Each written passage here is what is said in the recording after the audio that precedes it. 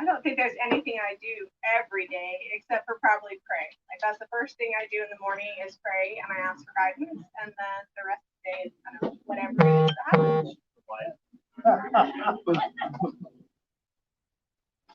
I love this question because I'm the type of person who is just very task oriented, and I I can get like annoyed if people interrupt the train like a freight train and it's going. And I've been doing that for the last 40 days trying to get this store open. And then yesterday, or when was it? Yeah, yesterday, the first day of the grand opening, my sister sent me this verse from the Bible, Corinthians 13, about love. And if you haven't read the verse, it basically says you can have all the things, you can have all the knowledge and speak in all the languages, but if you don't have love, you have nothing. And to remember, to remind myself every day, the reason why I do what I do is for love of all of you. And hopefully, that you feel encouraged and inspired, and that I'm a source of encouragement, because creativity for me has been a lifesaver. And it doesn't matter if there's things in there that aren't painted and cobwebs, and my toenails haven't been pedicured since COVID started. What matters is the love. And so that's what I try and do every day, is remind myself of the core reason why I do what I do. Yeah, I would say that always striving to start the day with just centering and just really asking the Lord to just remind me. And I just spend some time in the scriptures and have some devotion time to just really center myself, always trying and striving to do that. But right now, it's like critical for me because there is so much negativity and fear, and you can really get caught up in that. And so I think right now I have found it so calming to just spend some time, however much I'm able to spend with 5 kids and running a business, a crazy life, but it's critical right now, especially to spend that time centering and allowing the Lord to remind me what is important. Yeah, I'm just gonna kind of piggyback on what you said, because so much of it for me is checking my mindset in the morning. Why? I mean, whether it's business or just life, why am I doing this? And being reminded why I'm doing this. Lord, help me remember why I'm doing this. Help me commit to, when things happen on the daily, especially right now, when you log onto social media and you see people just, if you think or believe this, unfriend me now, or if you think or believe that, unfriend me now. And I was actually just talking to Aaron. I'm like, you know what? Our tribe of people and our tribe of retailers in our Shoppers group are so all over as far as their political beliefs and their beliefs. And I'm like, and we get to be connected with all of them. And that is a blessing, because that is why we're getting to do this, to love on people, to reflect our maker, and to pour in love into the people that we strive to serve. And so checking our why is a huge thing. That's the spiritual component and that service component itself.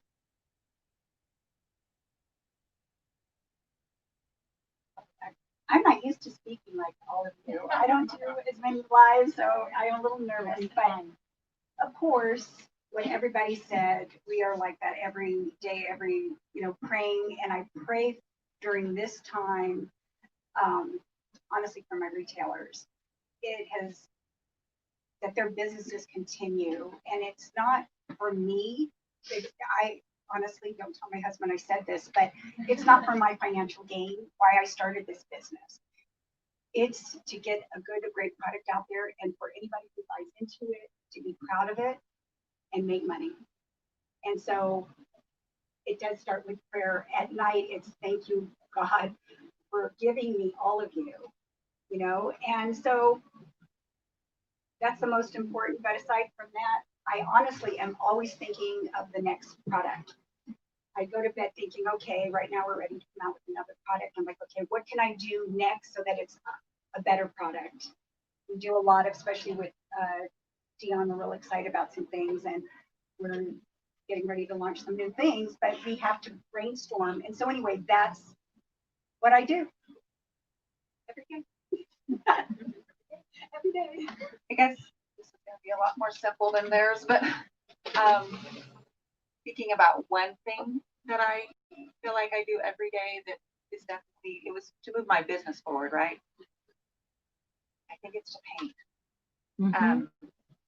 It's kind of my life support, you know, the safe place where no matter what's going on in the world, and give me the brush. And when I do go through that process or whatever it is, sometimes it's just 30 minutes, but I have to do it. And then I'm reminded why I'm doing it and why I'm doing all the hard things that I don't want to do sometimes, that I get to paint for a living. It's wild. So anyway, I don't know why I'm tearing up, guys. But there's a grateful heart that comes with that I get to paint. And so that's what started.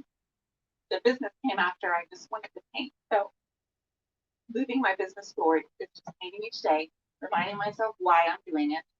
And it gets through all of the other things that you don't want to do, like the grungy stuff. But anyway, I think that's my best answer is I paint every day. And that's what helps me grow.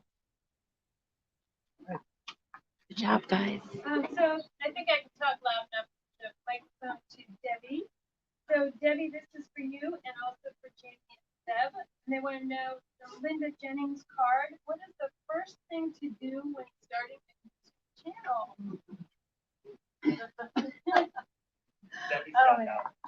I started my YouTube channel in 2012 and I was terrified. I'm an introvert and very tech challenged, and at the time flat broke, so I didn't have any fancy equipment. And when you first start your YouTube channel, the approach that I took was, okay, I know I'm not good in front of the camera. I know that I don't have anything but this crappy phone and no microphone, so I'm gonna make the project so good that they have to watch it. Like, I love that quote. I can't remember who said, but be so good that they can't ignore you. So I would just rack my brain and come up with something that would be something that someone wants to watch. And then I edited the bejesus out of my videos. Like, literally, even now you can tell I ramble, I repeat myself. And so I even edit out when I take a breath. If I say the word if I say something twice, because I always have in mind, I think on YouTube, it's all about the watch time, how long people watch you. So I'm always thinking, are they going to get bored? So I play back the video and it's like, if I start getting bored, if there's a lull, I cut it. I just chop, chop, chop. And I think that is really key on YouTube to make sure that you're keeping their attention, because that's what YouTube looks for. And they have an actual machine, the YouTube algorithm, that tracks when people fast forward or stop watching you. So if you want to start a YouTube channel, just be very mindful that if you're bored watching yourself, other people are going to be bored. And to just chop, just edit, and keep going, and just give it your best and do it consistently. People do way better than I do. That's because we're not so picky. So I wouldn't have a YouTube channel if it wasn't for Deb, because Deb was like, we have to have a YouTube channel. I'm like, well, that's not going to pay the bill. So I would say just do it. Like, already get over it and get the camera on and make a freaking video. And even if you suck and you spray paint lamps in your kitchen, after 5 years, you're still going to get 100,000 views, because that's what happened. And it was not great. But if you just do it and then every day do it a little better, eventually it turns into something great. But if all you ever do is worry about if it's going to be good enough, then it will never be good enough, because you never get started. So just do it. And whatever it is that you have to do, like our channel when we first started was whatever custom work that we had, that was the how-to we did, because we did not have time to make separate content. was just what our life was, and we didn't even think about it. Like that's just what it was. And then people are like, "You're so real," and I'm like, "Cause I do not have time. Otherwise, like that's how it is." But also, Zeb edits all my videos, so. So I so went cute. first and now I go last. This is not working out for me. I'll just regurgitate what they said or give a bad answer first. But I would say be consistent. If you're going to start, don't stop. Just continue being consistent with anything. If you do it enough, eventually you will get good. Those first 10, 15, 20 videos, they don't have to be mind blowing. No one's going to really see them anyway because you only have 10 subscribers or 100 or whatever it is. But just keep going, keep editing, like Debbie said, you got to edit that down. And if you have an hour of footage, your video should be 6 minutes long when you're done. Oh, 6. That's little. This question is for Dion from Tracy Wright. What do you personally consider to be the most challenging aspect of your business?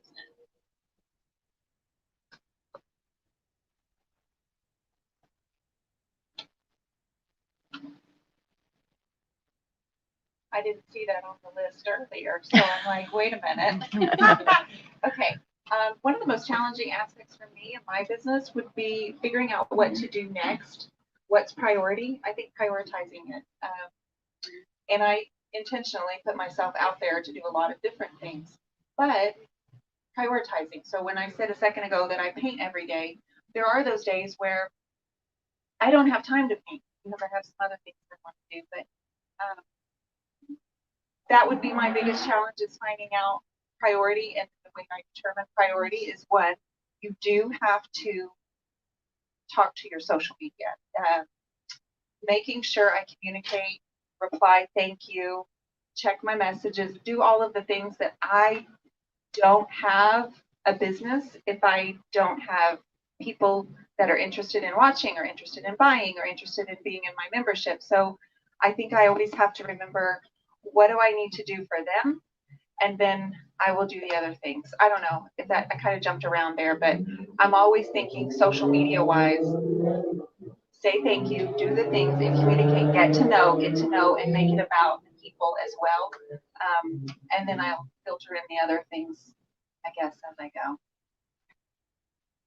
Do we have somebody in the audience that wants to ask a question? Wants to come up? No pressure, none at all.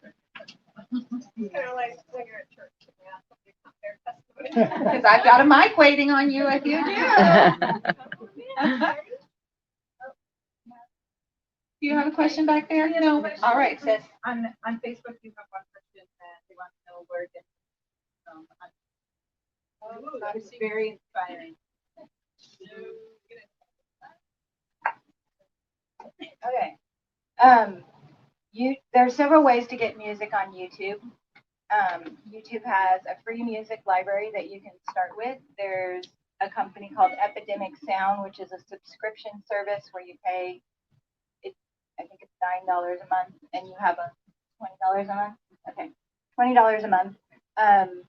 And I use one called MusicBed, which is they base it on your subscriber count. So the more subscribers you have, the higher the price, which I think it should be opposite, but I do use them.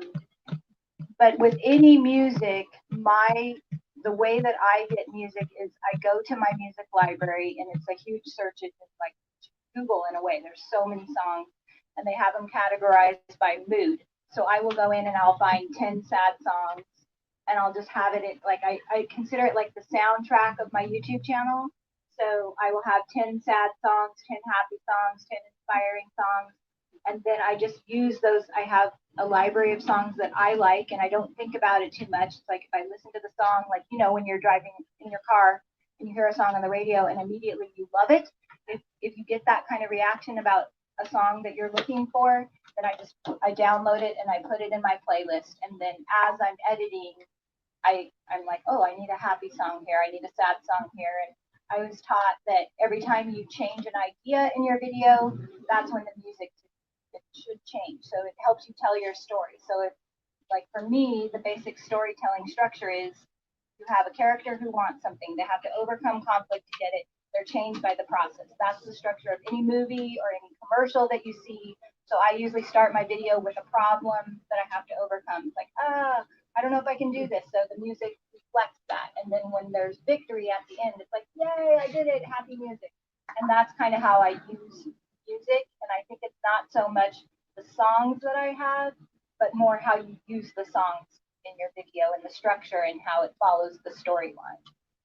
So that's, I hope that answers. Do you have information? No.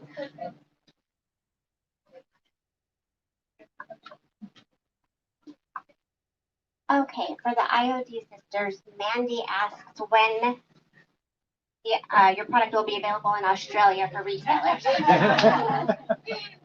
Always an easy question. Now, is Mandy a customer? Is Mandy a customer or a retailer? Okay. We'll just answer for both. If you're a retailer in Australia, then you want to contact your distributor, Okay. and they will have that information because each country is different. When will your new That's what we're talking Because about. it's good. The relationships with the distributors, the retailers are unique per country, and so the retailer will know for what they're distributing. And if you're an end user, ask your retailer. So boom, boom, boom.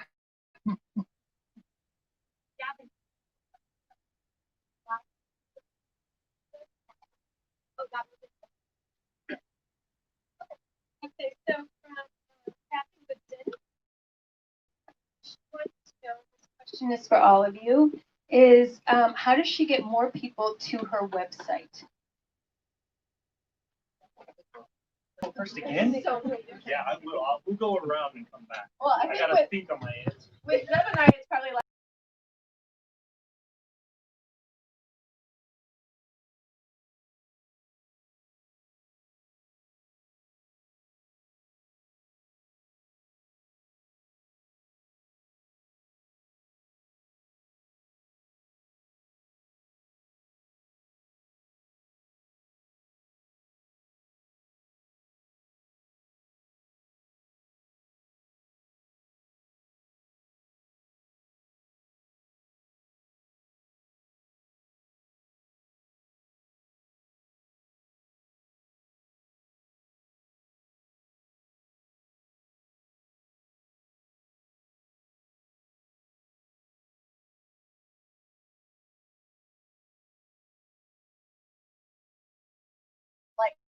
How to use it.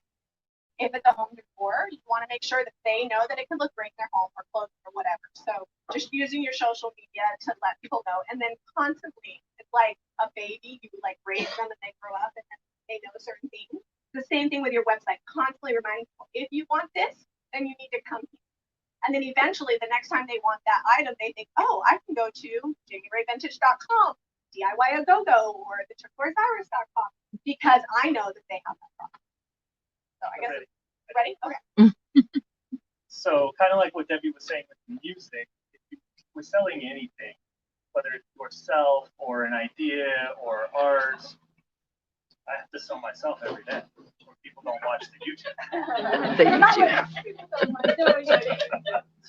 No, not like that. You guys are weird. Anyway, That works. you have to. What I'm getting at is you have to create an emotional response for the item or the product or the idea, whatever it is that you're trying to sell. If you can't get people excited about it, you can't convey your own excitement about it. It's just going to sit on a shelf somewhere. It has to have added value to their life. And just because it's a candlestick that's imported from Europe doesn't mean anything if you're not excited about it and don't make it have that value. And Deb likes to wear women's clothing sometime on our channel. I love it. Okay, so I believe that people buy first and foremost from, I've read reports that say above convenience, quality, and price. The number one reason why people want to purchase something is they want to feel like they're buying from a friend. And so this is what I tell the DIY retailers all the time, is that you have a store and you have a whole counter just hoping and praying that someone will come in and want to buy it, the chances are like this big. But if you go on the internet, you can reach the whole world. And through the power of video, you can establish trust, you can establish friendship, and people will naturally want to get behind you and support you. So video is hugely powerful. When COVID hit, we're all watching the news together going, oh my God, what are we going to do? And I immediately thought of all the people on my payroll and what are they going to do? And so I thought to myself, well, I'm not going to make any money in my